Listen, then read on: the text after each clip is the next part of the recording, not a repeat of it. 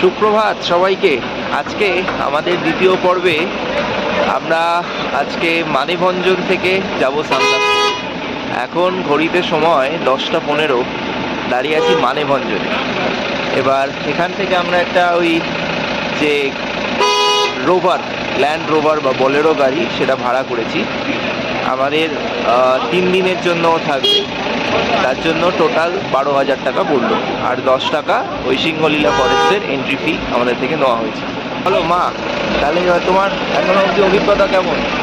এখানে অবধি অভিজ্ঞতা খুব সুন্দর। আমরা যেখানে ছিলাম সেখানটা খুব খুব সুন্দর, চারিদিকে পাহাড়, মাঝখানে ছোট্ট গ্রাম, দারুণ স্তব্ধ। বা বলো, সান্দাকফু যাচ্ছ, কিরম লাগছে? সান্দাকফু প্রথম যাচ্ছি, অভিজ্ঞতা নিতেই যাচ্ছি। এর আগে কখনো যেহেতু যাইনি, যাই তারপর আপনাদের জানাবো কিরম লাগে। তো তাহলে এবার চলো শুরু করা যাক। 10টা 15, এখন রয়েছি ইন্ডিয়াতে, তবে এই রাস্তাটা টপকালে এবার নেপালে চলে আসবো। তাহলে এবার এখান থেকে আমাদের শুরু হলো সান্দাকফুর সফর।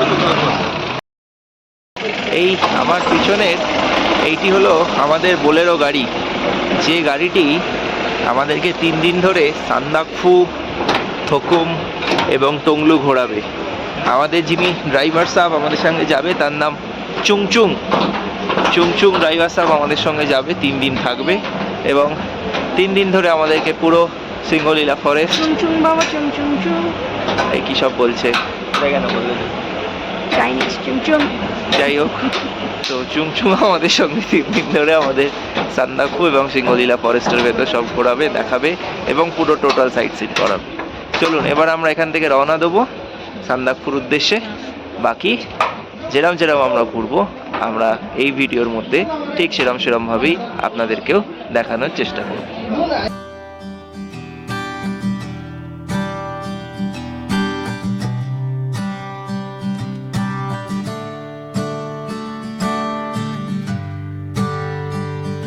আমার পিছনের এই জায়গাটা হচ্ছে সিংহলীলা পার্ক, সেই সিংহলীলা ফরেস্টের এন্ট্রি পয়েন্ট। এখানে আপনাদেরকে পার পার্সন 20 টাকা করে একটা এন্ট্রি ফি দিয়ে, আধার নম্বর দিয়ে টিকিট করতে হবে। আর যেহেতু আমরা ওপরে যাব, আমাদের কার পার্কিংয়ের জন্য এক্সট্রা 20 টাকা, মানে for 3 person including car parking আমার 80 টাকা এখানে দিতে হবে। এরপরে আর কিছু নেই। এবার এখান থেকে সোজা এই আমার পিছনে যে রাস্তা, এই রাস্তা ধরে 31 কিলোমিটার পথ আমরা পৌঁছাবো সান্দাকফু।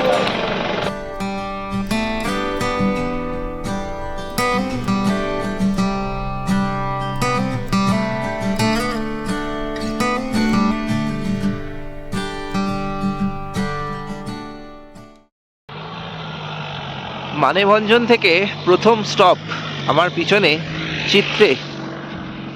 চিত্রে হচ্ছে একটা ছোট্ট গ্রাম, যেখানে একটা বুদ্ধ মনেস্ট্রি আছে মাত্র, দেখবার মতন এক্সেপশনালি কিছু নেই। পাহাড়ের ভিউও এমন খুব বিশেষ কিছু নয় এখান থেকে, কারণ মানেভঞ্জন থেকে মাত্র 2 কিলোমিটার ওপরে। ওই মনেস্ট্রিটা একটু দেখবো, সাইট সিনের মধ্যে এটাও একটা আপনাদের পড়ে। আর এরপর মনেস্ট্রিটা দেখে আমরা আবার সান্দাকফুর জন্য রওনা দেবো। তবে চিত্রে গ্রামটা খুব সুন্দর, মানে আমি যেরকম কালকে মজুয়ায় ছিলাম, সেটা মানে টুয়ার্ড সান্দাকফু যখন আমরা যাই, ওই অ্যাক্লামেটাইজেশনের জন্য যদি আপনারা একদিন নেন, তাহলে চিত্রে can also be one option. Usually মানুষ এই চিত্রে বা টমলিং বা টংলু এই জায়গাতেই আর কি ফার্স্ট স্টেটা নেয়, প্রথম দিনটা থাকে আর কি ফর অ্যাক্লিমেটাইজেশন। বাট এখন অনেক ইয়াং ছেলেমেয়েরা আসছে, আমি নিজেও অনেকগুলো গ্রুপের সঙ্গে কথা বললাম, ওরা এসে ডিরেক্ট সান্দাকফু চলে যায়, কোনো অসুবিধা সাচ হয় না, যেহেতু ইয়াং পেরে যায়। আমার মা বাবা আছে, তাদের একটু অ্যাক্লিমেটাইজেশন করার জন্য একটা দিন আমায় দিতে হয়েছিল, দ্যাটস ওয়াই আমি মজুয়ায় একদিন ছিলাম। আদারওয়াইজ হয়তো আমিও ডিরেক্ট সান্দাকফুই উঠে যেতাম প্রথম দিন। তাতে কি হয় না, একটা দিন আর কি ওখানে ওপরে বেশি পাওয়া যায়। চিত্রে গ্রামটা আপনাদেরকে ঘুরে দেখাই, এবং এর আগে আবার আমি যেরম যাবো এই ভিডিওতে সেরম দেখাবো।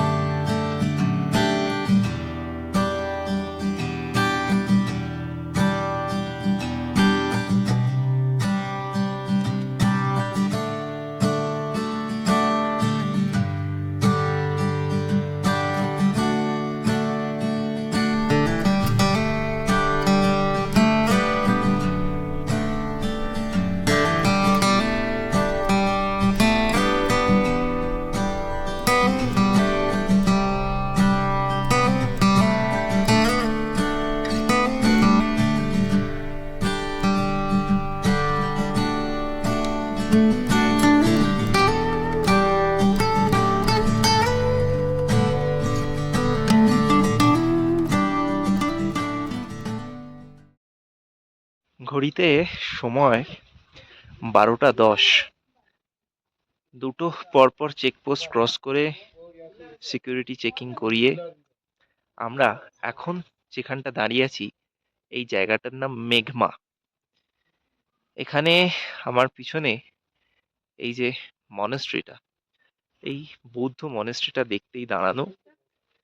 এছাড়া এটা একটা ছোট্ট সুন্দর একটা গ্রাম, ছোট্ট একদম। কিছু হোমস্টে হোটেল আছে, এখানেও মানুষ ক্যাম্পিং করে, স্টে করে। যারা ইউজুয়ালি ট্রেকিং করে তাদের এখানে এটা একটা পপুলার স্টেইং রেস্টের জায়গা। এরপর মেঘমার এই মনেস্ট্রিটা ভিজিট করে আমরা আবার আগে আমাদের সান্দাকফুর উদ্দেশ্যে রওনা দেব।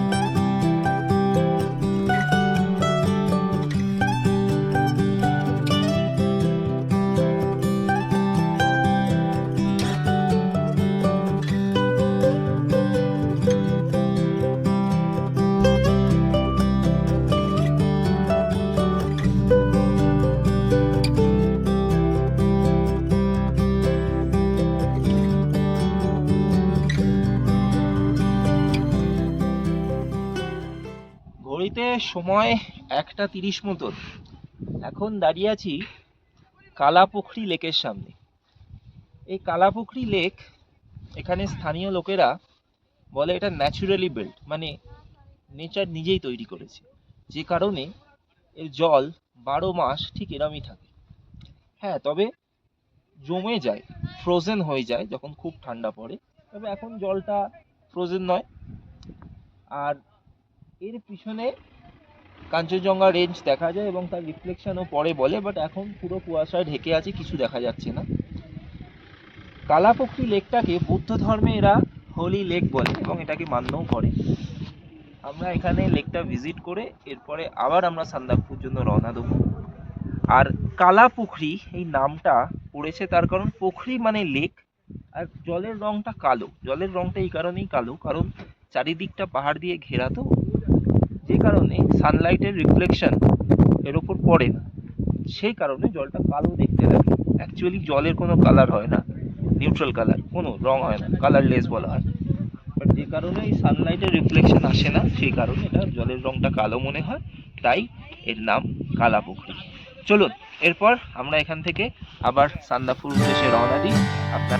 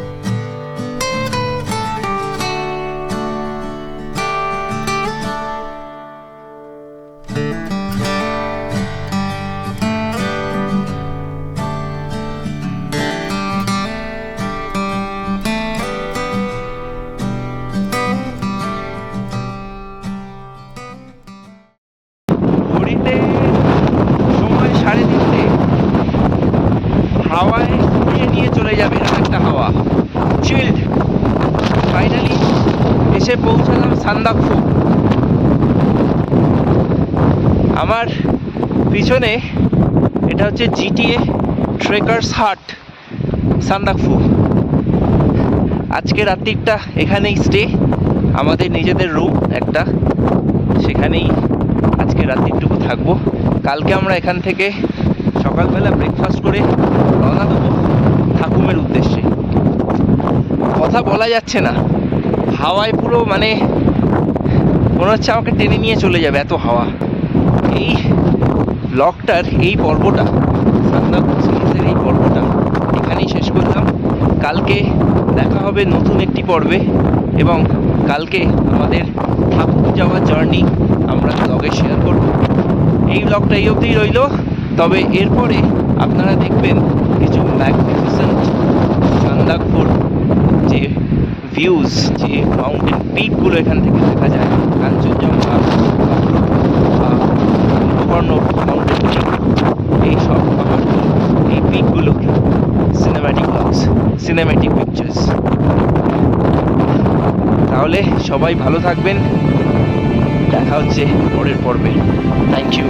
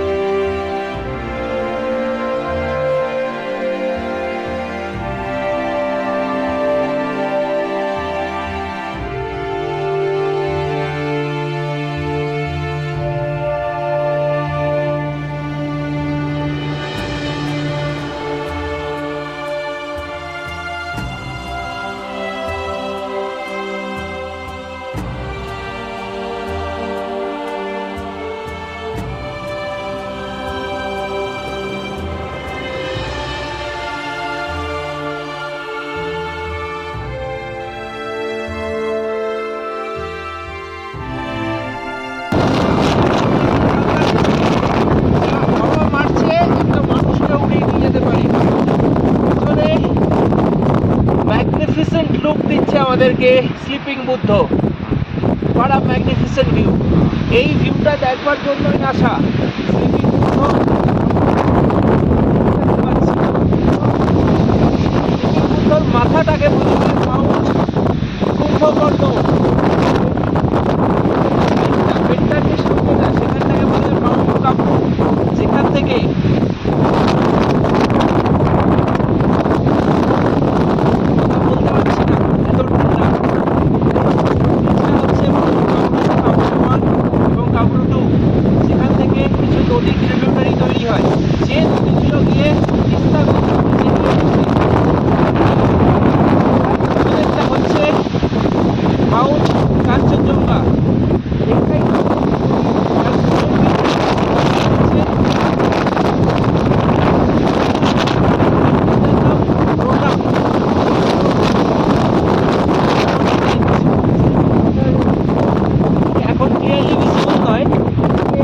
হচ্ছে মাউন্ট এভারেস্ট পিক। কাল সকালে যদিও আমরা যখন সানরাইজ দেখবো আমরা আরো স্পষ্ট, আরো ভালো দেখতে পাবো, তবে এই ভিউটা দেখবার জন্য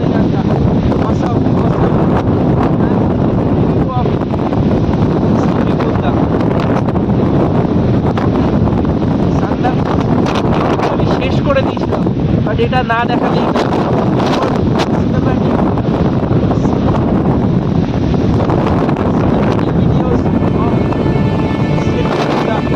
জন্য। Thank you.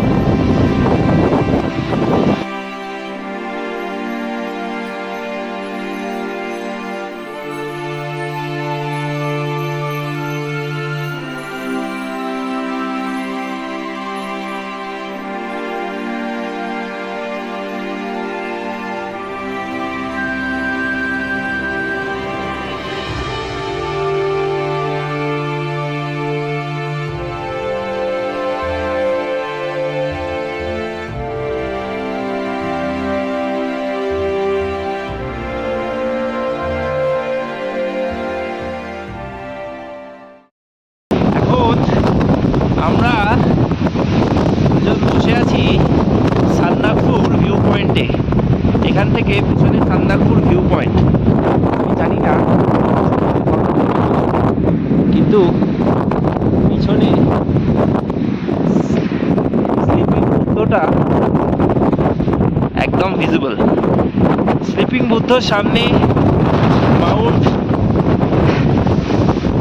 Mount Everest pick এদিকটায়, এদিকটা হচ্ছে মাউন্ট কাঞ্চনজঙ্ঘা, মাউন্ট রোটাং। এই পাহাড়গুলো দেখছি ঠিকই, তো দেখে মনে হচ্ছে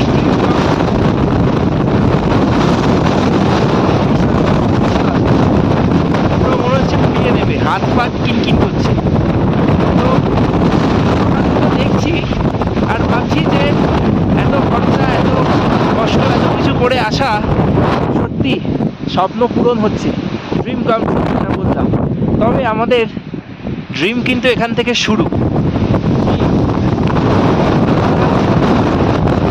আমাদের ড্রিমটা শুরু হচ্ছে এখান থেকে, এবং এরপর আমরা ওই যে পাহাড়গুলো কাঞ্চনজঙ্ঘা, কর্ণকুন্না দেখা যায় না, বা কুম্ভকর্ণ হোক, এগুলোকে টাচও করব।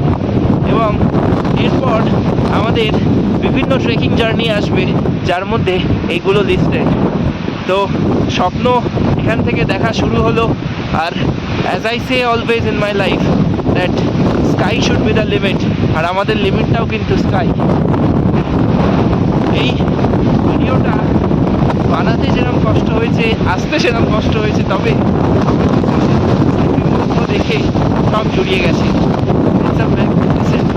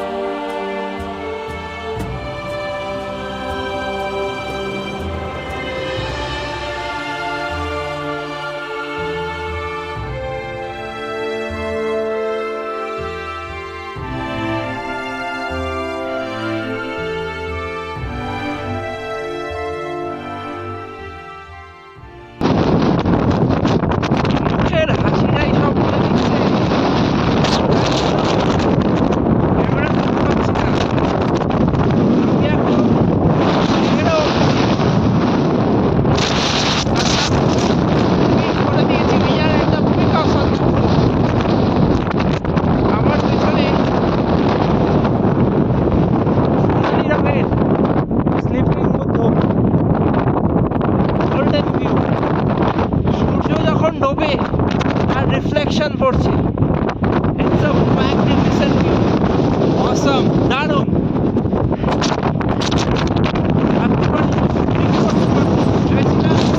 নিচের ভিউ পয়েন্ট থেকে নেমে যাবো, ধরে রাখতে পারছি না, আমি নিজেও টাল খাচ্ছি, এত হাওয়া।